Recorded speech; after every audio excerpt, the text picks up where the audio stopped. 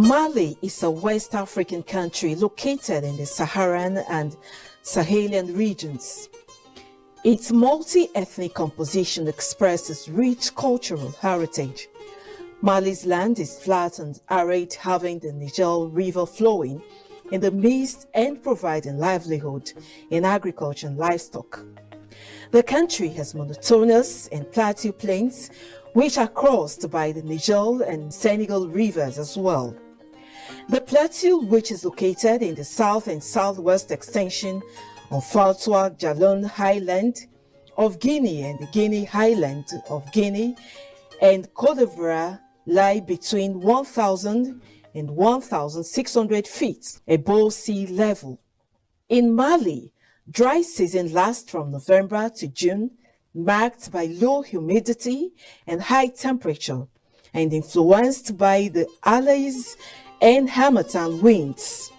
From March to June, the Harmattan, a dry hot wind, blows from the east out of the Sahara and sweeps the soil into dusty whirlwind, while the rainy season lasts from June to October and blows from the southwest. Mali is bounded on the north by Algeria, on the east by Niger and Burkina Faso, on the south by Côte d'Ivoire and Guinea, and Senegal and Mauritania on the west. The nation also boasts the flourishing history of the Mali and Songhai ancient empires that held sway from the 13th century through to 18th century. These empires produced leaders such as Mansa Musa and recorded dominance in trade in Timbuktu, Goa, and Jenny. Relics of ancient architectural works and towns about its past are still visible. Only lately were they destroyed by rebels in the country. Much about Mali in present day can be traced to the French colonial administration in the area in 1890. By 1959, the Sudanese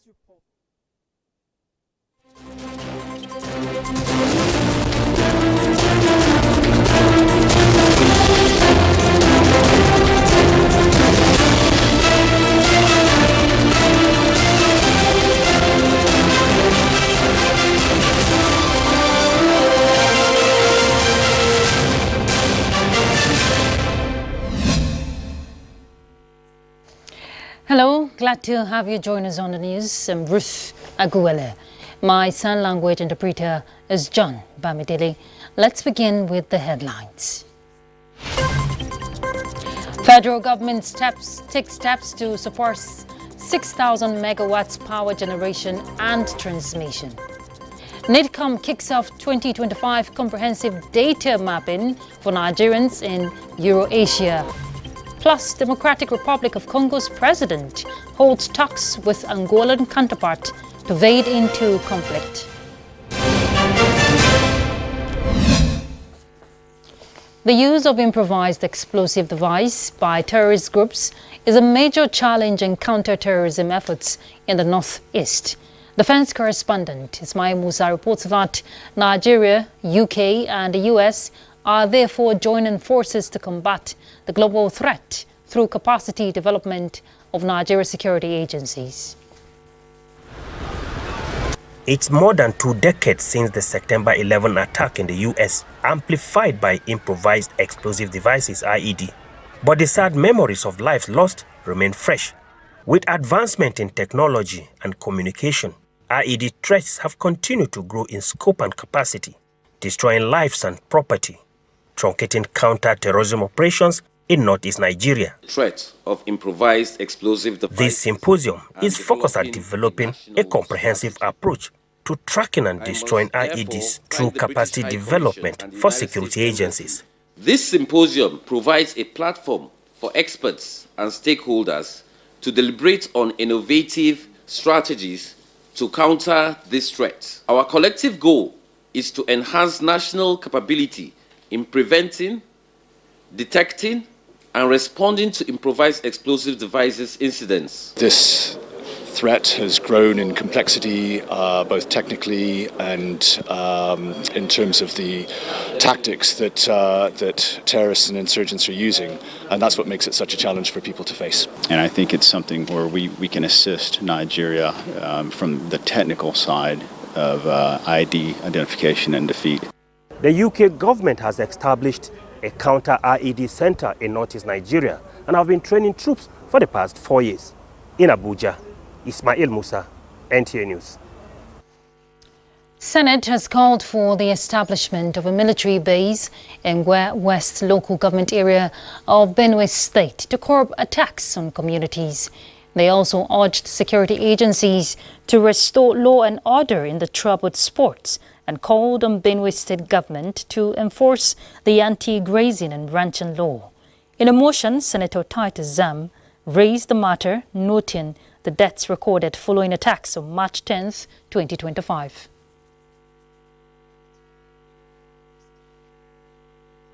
I hope that with the resolutions of today, that succor will come to the people there, and the military base will be established in order to save lives and forestall future occurrences.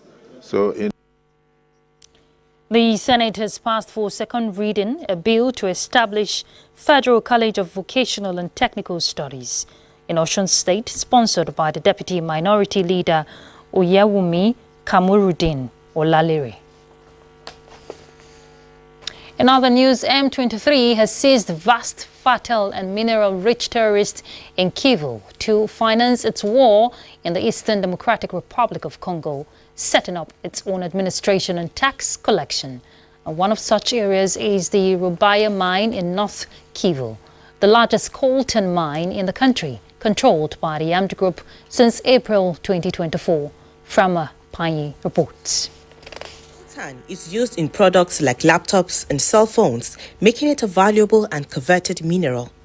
The crown jewel in the M23's territorial expansion is the DRC's largest coltan mine, from which the group generates about $800,000 in revenue each month, according to UN experts. The armed group has controlled the Rubaya mine and surrounding areas of North Kivu province since 2024, setting up its own administration in areas it has captured. M23 appointed North Kivu Governor Bahati Erastin made his first visit last week to the Rubaya mining town, with diggers downing tools after being told to attend a meeting with Erastin. The M23 has launched a recruitment campaign in the area, hoping to draw in people to help it overthrow the government in the DRC's capital, Kinshasa, some 1,500 kilometers to the west.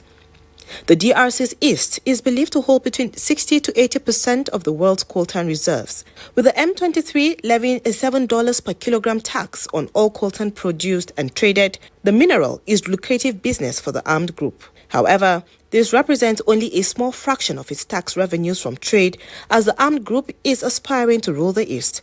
UN experts say in Rubaya, the M23 has set up its own administration similar to that of a state. They said the group has created a ministry responsible for the exploitation of minerals, which issues permits to diggers and economic operators. Since the start of the year, the M23 fighters have captured Goma, Bukavu, North and South Kivu's main cities as part of a lightning offensive. According to economic and security sources, the group now controls all commercial points in the DRC leading to the Rwandan border. The M23 taxes each truck traveling to Rwanda several thousands of dollars at the border post near Goma. The eastern DRC depends largely on products imported from Rwanda, but it also exports agricultural products to Rwanda and other countries in the Great Lakes region. The Angolan presidential palace said in a statement that amidst the ongoing conflict in the east of the Central African nation, President of the Democratic Republic of Congo, Felix Tshisekedi, visited his Angolan counterpart, João Lourenço, in Luanda, and the pair discussed the situation in the DR Congo. Frama Panyi, NTAi News.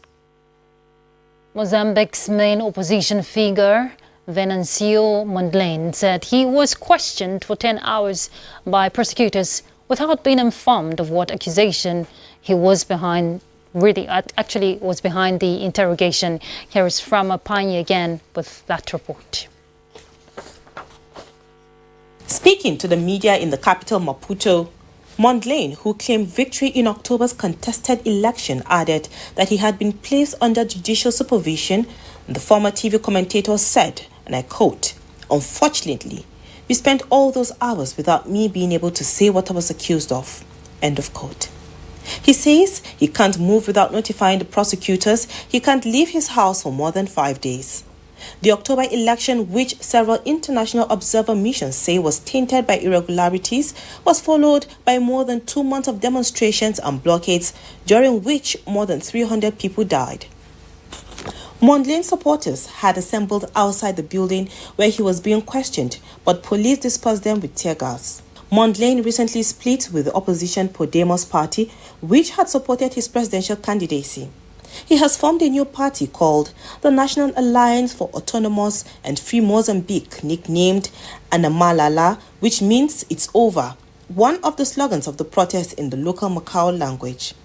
Official results put Mondlane second place in the election and handed victory to President Daniel Chapo of the Frelimo party that has ruled Mozambique since independence from Portugal in 1975. Chapo won, credited with 65% of ballots compared with 24% for Mondlane. However, the opposition leader claims he won 53% and has rallied enough support to hand Frelimo its first real challenge in half a century. Frama Panyi, NTAi News. In other news, the Tbilisi City Court this Wednesday jailed former Georgian President Mikhail Saakashvili to 9 years in prison for embezzling public funds. The court found him guilty of using state budget funds for personal expenses during his presidency, including paying for his son's education, renting planes and luxury cars, as well as purchasing items for his personal wardrobe. The charges were brought against him in 2014, with the estimated damage amounting to 9 million Georgian lari, approximately $2.9 million. Saakashvili defense argued that the expenditures were related to the former president's official representation. He said during one of the court hearings that he was being tried as a thief and falsely accused because he underwent medical procedures and sought to represent his country at the highest level when he traveled and when hosting visitors. At a court session, he complained of his deteriorating health and requested a postponement of his sentencing.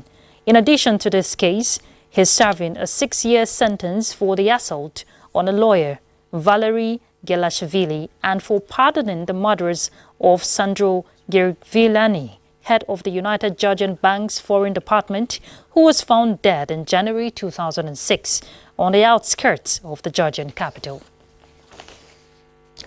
China has wrapped up its biggest political event of the year. The week-long meeting of nearly 3,000-member National People's Congress focused on the need to boost investment and consumer spending. The meeting ended in the absence of top political leader Zhao Leji, the chairman of the Standing Committee of the Congress. Vice Chairman Li Hongzhang, who chaired the meeting in his place, said Zhao, who was supposed to host the closing session, had a respiratory tract infection. The parliament voted overwhelmingly to approve an annual government work report, with 2,882 voted for, 1 against and 1 abstention. Similar near-unanimous votes were recorded to pass the budget and an amendment to a law on deputies to the Congress, among other items. We turn our attention back home. Efforts by the current administration to diversify the economy through the creative industry is being sustained as the federal government inaugurates an 8-man inter-ministerial committee on the forthcoming African Global Festival, Nigeria, that is AgloFest. Secretary to the government of the Federation, George Akume, who was represented by Permanent Secretary Office of the SGF, Dr. Maurice Mbairi, describes the festival as a game changer in the renewed hope agenda towards improvement of the nation's gross domestic product. Kenneth Enanim reports. Culture, they say, is the total way of life of a people, including their mode of dressing and dance. With this understanding, the current administration is looking inwards towards harnessing the benefits of Nigeria's cultural heritage as another means of diversifying the economy for more revenue generation.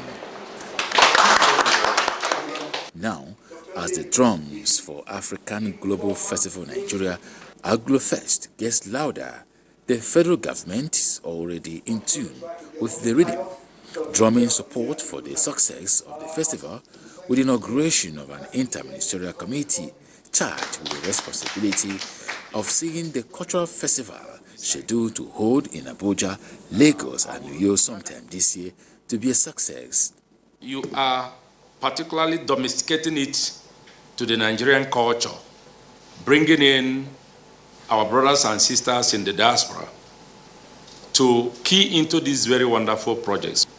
It also helps to promote our cultural heritage, improve our economy, to help reduce security challenges by engaging our youths meaningfully, and then of course to help make our people live longer.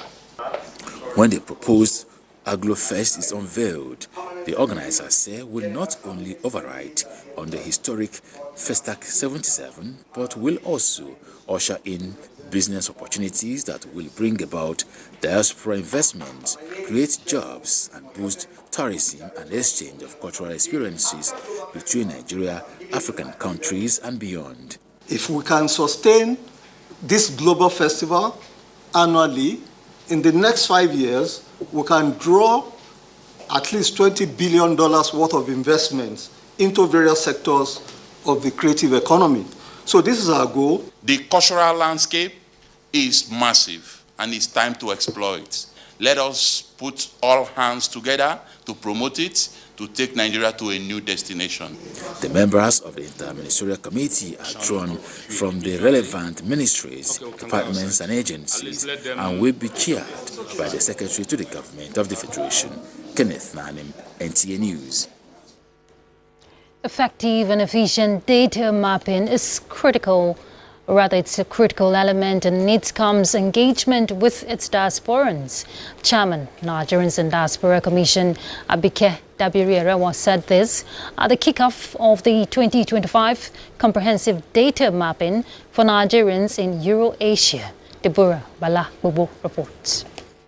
The NTAi boss emphasized that enabling Nigerians in the diaspora to vote has been a long-standing priority for the agency, hence the need for Nigerians across the Eurasia region to register on the Commission's data mapping portal, which serves as a significant step towards making diaspora voting a reality. She emphasized that with Eurasia as the Commission's focus on data mapping for the first quarter of 2025, it will create a major step towards stronger engagement in that region. We need to have a place where we can harness, or rather have data of Nigerians all over the world, not just in one country. The Diaspora Commission, as an agency specifically for the diaspora, needs to do this. So I hope that people in that we're talking to this morning in Australia and New Zealand will seize this opportunity. The Diaspora Data Mapping Portal is a product of NTAi, launched in 2021 and designed to gather demographic information on Nigerians abroad. It is to accurately profile and provide unique diaspora packages, such as diaspora mortgage schemes, diaspora housing, and much more. In Abuja, Deborah Balagubu, NTAi News. All right, let's take a break. We'll be back. Stay tuned. Thank you for staying with us. Efforts by Governor Siminalayi Fubara to represent the 2025 budget to the Rivers State House of Assembly this Wednesday proved abortive as the governor was denied access to the facility. Dibabari Siadoma Nwekwe reports. Governor Fubara, in company of his Chief of Staff, Edison Ehie, and Secretary to the State Government, Tammy Danagugu, were unable to access the Assembly quarters where the budget representation was expected to hold. I've already made several attempts by phone call to reach the Speaker and other members, I also did a letter personally which was transmitted to the Honorable Speaker for this particular invitation. But it's unfortunate that at the gates, you can see that the place is completely sealed and there's no sign that anything is going to happen today. The reason why we're doing this, I've always said it, is the interests of our people, which is the most important thing. Well, I don't think there's anything to worry about. Maybe they are working on their letter. I expect to hear from them.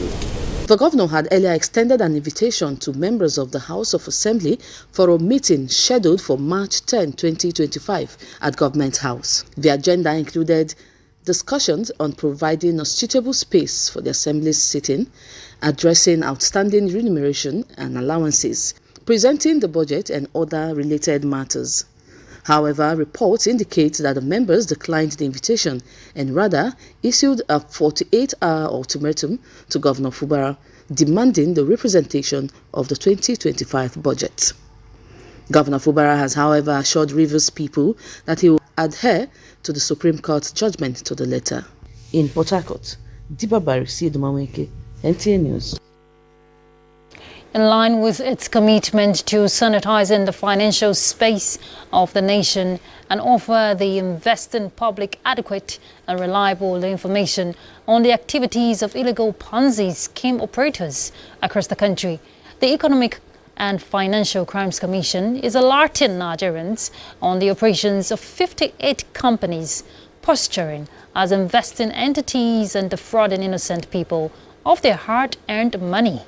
A statement by the head of media and publicity of the commission says the companies are neither registered with the Central Bank of Nigeria nor the Security Exchange Commission.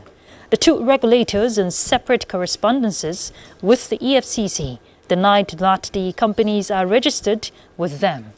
The commission has arraigned many of the companies to court, with 5 of them convicted, another 5 pleaded guilty but awaiting review of facts, while the rest are pending arraignment. The commission assures the public of its vigilance and proactive monitoring of every entity and player in the nation's economic space to safeguard the public from opportunistic and predatory operators. Justice James Kolawole Omotosho of the Federal High Court in Abuja has dismissed a suit seeking fundamental rights for commercial sex workers in the Federal Capital Territory to operate without intimidation from security agencies of the federal government. The judge held that the prostitutes have no legal rights to enjoy under any known law or the Constitution of the Federal Republic of Nigeria. In a judgment, Justice Omotosho said that the commercial sex workers were even liable to be arrested, prosecuted for a jail term of 2 years under the criminal law known as Penal Code. A non-governmental organization, Lawyers Alert Initiative for Protection of Rights of Children, Women and Indigent, had sued the Abuja Environmental Protection Board, FCT Minister, the Federal Capital Territory Administration, and the Attorney General of the Federation as first to fourth respondents. The sex workers had sought to stop the FCT Minister, Nyesom Wike, and the Abuja Environmental Protection Board from harassing, intimidating, arresting and prosecuting them in Abuja. However, Justice Omotosho, in his judgment, held that the application of the plaintiff was incompetent under the Fundamental Rights Enforcement Procedure Rules 2009. He held that a reasonable person would have expected that the applicant would instead occupy itself with developing the girl child and protecting the sanctity of womanhood instead of promoting immorality and the spread of sexual diseases. In other news, about 26 people have been confirmed dead from an outbreak of cerebrospinal meningitis in Kebbi State. Commissioner for Health, Yanusa Musa Ismail, disclosed this to newsmen in Birnin Kebbi. Abdul Jalil Muhammad Bawa reports. The 26 deaths were recorded from outbreaks in Gwandu, Jega, Aleru, and Argungu local government areas of the state. Meanwhile, 248 patients are suspected to have contracted the disease across the state. According to the State Commissioner of Health, Yanusa Musa Ismail, samples had been sent for screening and health personnel had been deployed to various local government areas to ensure prompt action. Isolation camps were set up by Medicine Sans Frontiers in Gwandu, Jega, and Aleru, with mattresses along with drugs and other consumables. The commissioner, while soliciting support from the federal government, disclosed that 30 million naira had been released by Governor Nasir Idris to facilitate awareness campaign against the outbreak. People felt sick should immediately report to the nearest health facility, not remain at home. Additionally, the people have been enjoined to avoid congested environment, especially while sleeping, to prevent the spread of the disease. In Birnin Kebbi, Abdul Mohammed Ba, NTAi News. Glaucoma is referred to a silent thief of sight. It affects millions of people worldwide, including thousands of Nigerians. It is an eye disease that damages the optic nerve, often due to high eye pressure, leading to irreversible blindness if left untreated. Speaking on the program Global Health Digest on NTAi International, Dr. Godfrey John explained that by the time symptoms of glaucoma appears, 40% of vision may already be lost. Persons over age 40 who have a family history of the disease, diabetes or high blood pressure are at higher risk of developing glaucoma. So glaucoma comes silently, there is no symptom, it just comes and it starts to cause damage to the number 2 nerve, which is known as the optic nerve. Now once there's damage to your optic nerve, you stop seeing with that eye. Dr. John is optimistic that Nigeria can lead the fight against glaucoma by investing in technological innovations, training more specialists, creating greater awareness, and ensuring affordable eye care for all. Staff to attend these conferences that happen more in climes that are more developed. When the government sponsors its health staff over there, the health staff get there and are trained on these things. And on returning home, the government should make sure that it provides these equipment. This will bring us to the government policies, like we have the National Health Insurance Scheme. You can make the National Health Insurance Scheme to cover all of these patients. They should be aware that if I make myself available for screening, eye screening and detection, then the health insurance is going to cover me and my family. He advocates regular eye checks, early detection and education as ways to prevent glaucoma, which has no cure. The outlook for tomorrow.